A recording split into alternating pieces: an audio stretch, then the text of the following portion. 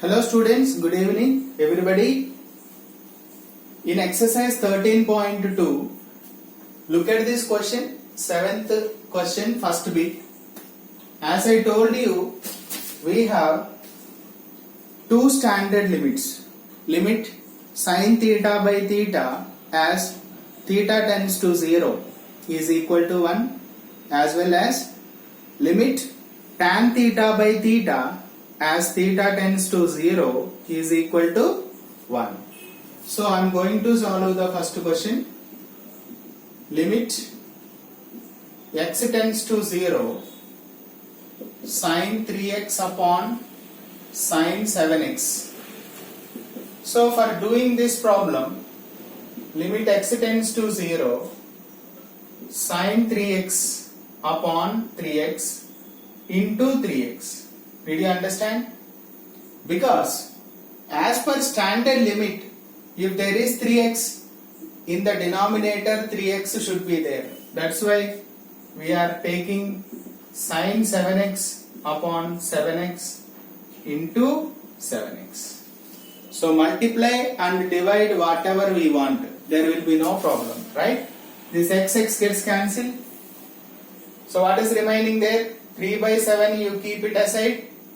Right? For both I am taking limit now. When we take limit as x tending to 0, then 3x also tending to 0. Why? Because sin 3x by 3x is there. As sin theta by theta means as theta tends to 0. So if there is 3x, limit also should be changed. Don't forget that. Very, very important that. Here 7x tends to 0. Why? Because I have sin 7x in the numerator. So 7x should be in the denominator. So that limit will become as 1 upon 1.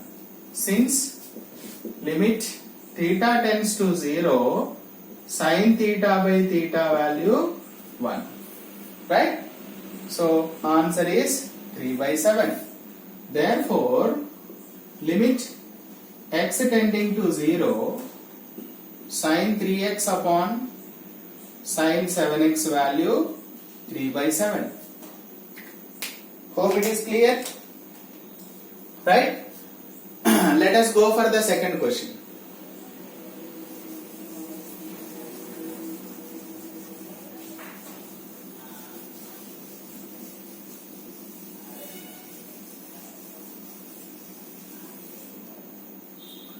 Second question says, limit x is tending to 0, sin ax by sin bx whole to the power n.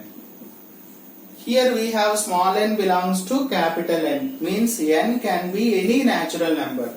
So I am doing like this, limit x tending to 0, sin ax upon ax into ax, as I did before.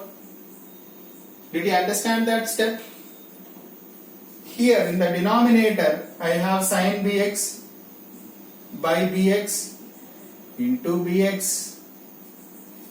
Hope it is clear? Whole to the power, what do you have? N. Right? Now here x gets cancelled. Then what is the remaining? A by b in the bracket. I will bring it out. A to the power n by b to the power n. I will take the limit for both. Limit as ax tends to 0 here. Since we have ax in the problem, sin ax by ax. Right? Whole to the power n by. For this also I will take limit.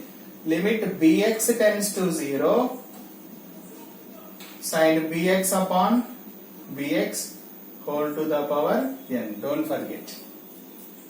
What did I do there? As ax we have, since x tends to 0, multiply with a both sides. Ax tends to 0. Here bx tends to 0. That value becomes how much? 1. 1 to the power n by 1 to the power n. Since limit theta tends to 0, sin theta by theta, wherever you get that limit as 1. Actually this is in the indeterminate form. That is why I am saying standard limit there. A power n by b power n. There is a proof for this. Okay. We shall discuss later. Limit x tends to 0, sin ax upon sin bx whole to the power n. Value a to the power n by b to the power n. Right? This is the answer for the question. Hope it is clear. Thank you.